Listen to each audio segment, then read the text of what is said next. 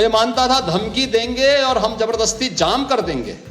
हमने कहा जाम नहीं होगा, कर्फ्यू भी नहीं लगेगा, लेकिन कर्फ्यू का सबक तुम्हें ऐसा सिखा देंगे कि तुम्हारी आने वाली पीढ़ी दंगा करना भूल जाएगी। सब लोग नमाज पढ़ने के बाद अपने घर और अपने काम पर वापस लौट गए। बाद में कुछ प्लांट हुए खुरापाती तत्व हैं जिनके खिलाफ कार्रवाई की जाए। क्या होगा, कहाँ जाएंगे हम? अरे मोहब्बत की बात हो रही है, मेरा फेथ है, आपका फेथ है, आपका फेथ है। भारत की खूबसूरती यही तो है। तो मौलाना भूल गया कि शासन किसका है।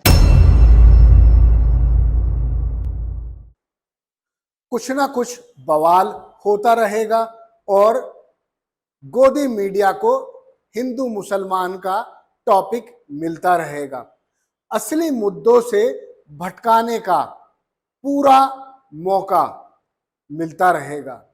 इसीलिए लगता है आई लव मोहम्मद वाले पोस्टरों पर लगातार बवाल बढ़ता जा रहा है। सवाल ये भी होना चाहिए कि आई लव मोहम्मद के बैनर पोस्टर दिखाने वाले, लेने वाले क्या हिंसा करना चाहते थे या एक्सप्रेशन करना चाहते थे। लेकिन पुलिस की लाठियां चली और हो गया बवाल।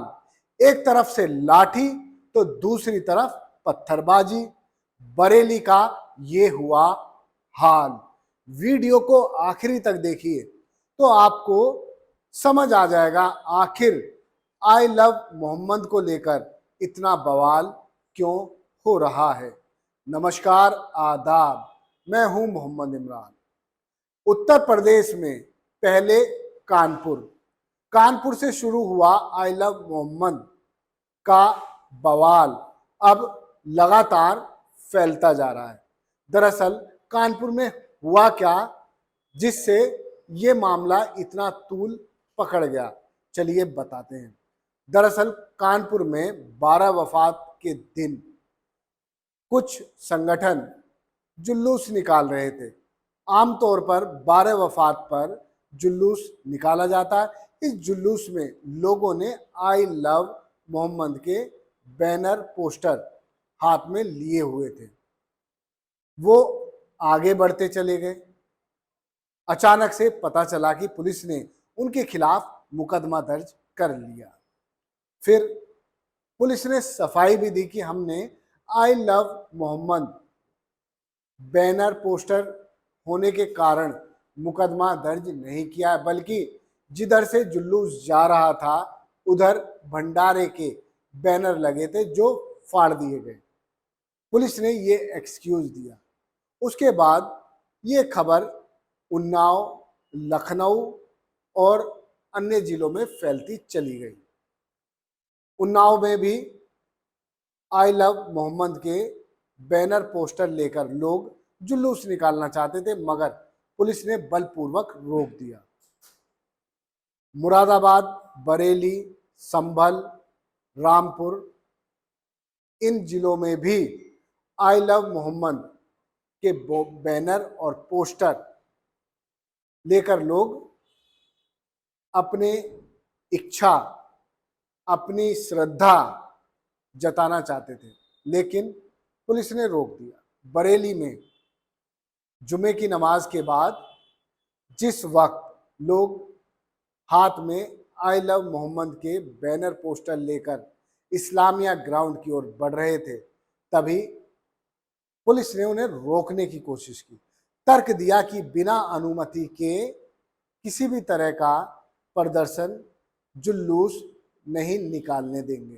खैर, होना भी यही चाहिए, लेकिन सबसे बड़ा सवाल ये है, क्या बैनर पोस्टर लिए हुए लोगों के हाथों में पत्थर थे या पोस्टर थे? पुलिस ने डंडा चलाया, भीड़ को तितर बितर किया। डीआईजी अजय साहनी कहते हैं कि ये बड़ी साजिश थी। सुनिए डीआईजी साहब का पूरा बयान। भी हुआ, किस तरीके से जो नमाज के बाद पथराव हुआ, पुलिस के ऊपर भी अटैक करने की कोशिश की गई, क्या हुआ था घटना? जैसा कि आप सब लोग जान रहे हैं, आज जुमे की नमाज थी, इसको लेते हुए पहले कुछ कॉल की गई थी। इस संबंध में लगातार जो धार्मिक प्रतिनिधि थे सभी से लगातार वार्ता की जा रही थी और आज सुबह से ही मैं, एसएसपी, प्रशासन के लोग, सभी लोग मौके पर मौजूद थे फील्ड में और फोर्स लगातार शहर में लोगों से बातचीत कर रही थी और ये लोगों को बताया गया कि आप लोग शांतिपूर्ण तरीके से नमाज पढ़ें और वापस चले जाएं। इसका परिणाम ये हुआ कि 90-95% लोगों ने शांतिपूर्ण तरीके से नमाज पढ़ी और वो लोग वापस चले गए। अचानक बाद में कुछ खुराफाती तत्व आए और जिन्होंने पथराव और फायरिंग शुरू करी और इसमें पर्याप्त उनकी वीडियोग्राफी और फोटोग्राफी की गई है। उस आधार पे पुलिस ने भी जो उसमें लोग मौके पर पाए गए ये करते हुए उसमें से कुछ की गिरफ्तारियां सुनिश्चित की गई हैं और वीडियो और जो हमारे पास फोटो साक्ष्य उसके आधार पर अग्रिम कार्रवाई सुनिश्चित की कितनी जगह हुई है सर? कितनी जगह पे हुई है सर? ये शहर में 3-4 जगहों पर हुई है, बाकी भी ऑफिसर्स अलग अलग जगह लगे थे। अभी हम लोग मौके से ही आ रहे हैं और सबको हम लोग इकट्ठा कर रहे हैं, मीटिंग करने जा रहे हैं, उसमें सारी चीजें क्लियर करेंगे और उसके बाद हम लोग कितने लोग हिरासत में लिए गए सर? इसमें कितने? पुलिस के 10 से ज्यादा लोग घायल हुए हैं और उनका उपचार कराया जा रहा है और संबंधित डॉक्टर जो है हिरासत में कितने लोग लिए गए? हिरासत में अलग अलग जगहों पे चूंकि हुआ है तो वहाँ लोगों की गिरफ्तारी हुई है। वो संख्या अभी हम लोग मंगा रहे हैं। फायरिंग की घटना जो हुई है उसमें छर्रे लगे हैं, कुछ वेपन भी बरामद किए गए हैं और वो सारे तथ्य जो है वो अभी हम लोग आप लोगों सर ये मौलाना तौकीर रजा ने बुलाया था, क्या उनके खिलाफ भी? जैसा कि आप लोगों ने देखा, आप लोग भी मौके पर थे और तमाम प्रेस के बंधुओं को भी इसमें चोटें आई थी या पथराव आप लोगों ने देखा, खुद वीडियो फुटेज आप लोगों ने भी इसके कवर किए हैं। ये पहले से कोई साजिश की गई थी, तभी अचानक इतने लोग सामने आए और प्रॉपर तैयार होकर आए और ऐसे लोगों को चिन्हित किया गया है। बाकी अभी का प्रकरण है तो इसमें हम लोग इसकी सारी चीजों की इन्वेस्टिगेशन कर रहे हैं। हाँ, अभी जो फोटो और वीडियो है उसके आधार पर हम लोग ये चीजें देख रहे हैं कि कौन कौन से लोग थे और कहाँ के लोग थे। हम पे पर्याप्त साक्ष्य है। जी, निश्चित रूप से इसमें एफआईआर पंजीकृत होगी। जो भी विधिक धाराएं है उसमें एफआईआर पंजीकृत की जा रही है और जैसा आपने पूछा, जो भी लोग थे इसके पीछे सभी को हम लोग सामने लाएंगे और जो भी जिम्मेदार हैं सबके खिलाफ इसमें कठोर कार्रवाई की जाएगी। तौकीर रजा ने बुलाया था, सब उनके कहने पे आए थे, क्या उनको भी नाम दर्ज किया जाएगा? मैंने आपको पहले ही बता दिया कि हम लोग लगातार धार्मिक प्रतिनिधियों से संपर्क कर रहे हैं और ये पहले से प्री प्लान्ड वे में किया गया है।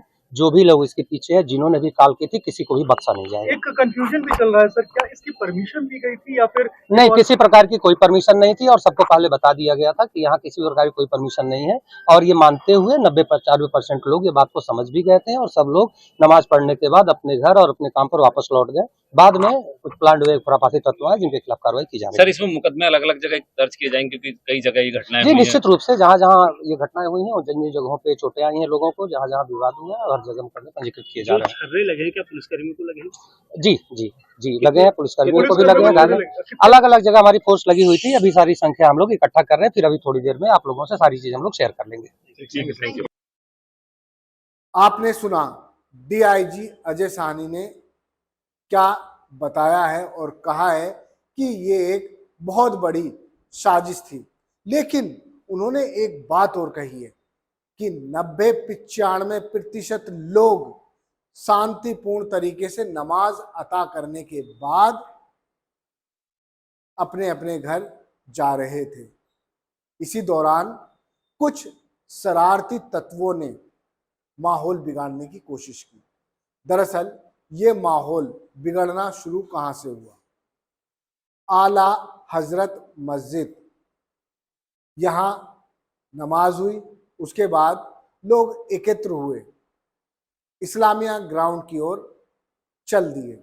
यहाँ से इस्लामिया ग्राउंड करीब 200 मीटर की दूरी पर है। उसके बाद फिर दूसरी मस्जिद से भी लोग एकत्र हुए और इस्लामिया ग्राउंड की ओर चल दिए।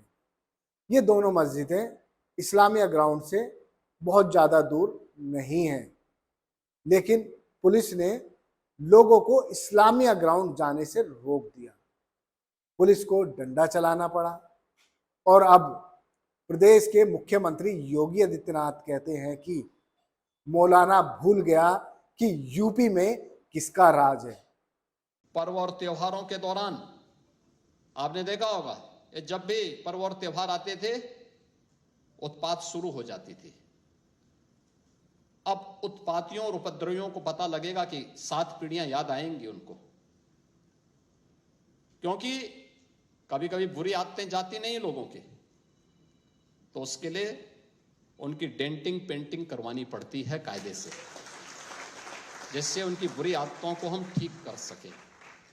और यही डेंटिंग पेंटिंग आपने देखा होगा कल बरेली के अंदर, हो मौलाना भूल गया कि शासन किसका है।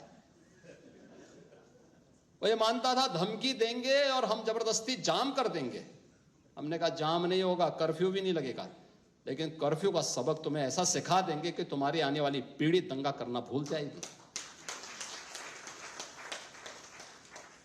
क्या तरीका है जी? आप सिस्टम को ब्लॉक करना चाहते हैं। और यह प्रवृत्ति थी यूपी के अंदर, 17 के पहले यही होता था। और हम इसी बात को कह सकते हैं कि 17 के बाद हमने कर्फ्यू भी नहीं लगने दिया, लेकिन ऐसे बैरियर को चुन चुन करके वे जिस प्रकार की भाषा को समझते थे उस प्रकार की भाषा से उनको समझा करके उसको उसकी सजा दिलाने का काम भी किया है। और उत्तर प्रदेश की ग्रोथ स्टोरी यहीं से शुरू होती है। उन्होंने सीधे हिदायत दी है कि कोई भी व्यक्ति यदि कानून हाथ में लेगा तो उससे सख्ती से निपटा जाएगा। खैर, कांवड़ के दौरान भी आपने देखा होगा कि किस तरह से गाड़ियां फूकी जा रही थी, पुलिस को भी पीटा जा रहा था, लेकिन वहां कानून हाथ में नहीं लिया जा रहा था। अब बरेली में पुलिस ने कर्फ्यू जैसा माहौल कर दिया है और आई लव मोहम्मद के बैनर और पोस्टर देखते ही पुलिस मानो विचलित हो जाती है। जिस व्यक्ति के हाथ में भी ये पोस्टर होगा पुलिस उस पर झपट पड़ती है। सहारनपुर से भी ऐसे कई वीडियो सामने आए जिसमें एक व्यक्ति आई लव मोहम्मद का एक कागज हाथ में लिए हैं और पुलिस उसे तुरंत दबोच लेती है। दरअसल ऐसा क्यों हो रहा है, ये सवाल खुद पुलिस के सामने भी खड़ा हो रहा है। पुलिस कहती है कि इस तरह करने की इजाज़त दी गई तो हो सकता है कि कोई बड़ी घटना हो जाए।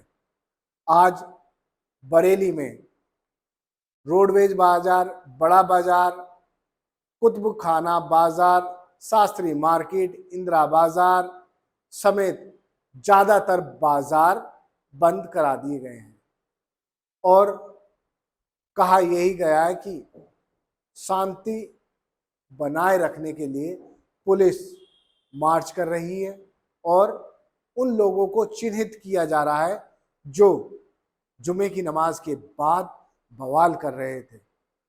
जब वीडियो आप देखेंगे कि पुलिस किस तरह से इन लोगों पर लठ बजा रही है, तो क्या बवाल ये लोग कर रहे थे? खैर, सवाल तो बहुत ज़्यादा हैं, लेकिन इस वक्त गोदी मीडिया को, मेन स्ट्रीम मीडिया को मिल गया है नया टॉपिक।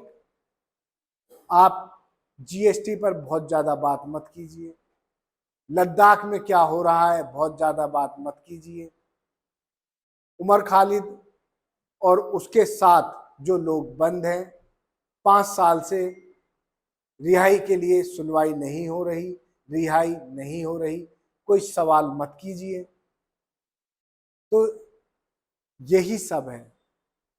मामले को डाइवर्ट करने के लिए अब गोदी मीडिया केवल बरेली और बरेली और बरेली चला रहा है। बरेली का झुमका नहीं बल्कि बरेली का बवाल इस वक्त सुर्खियां बटोर रहा है। धन्यवाद। देखते रहिए जय हिंद जनाब। चैनल को लाइक और सब्सक्राइब करना ना भूलें। जय हिंद।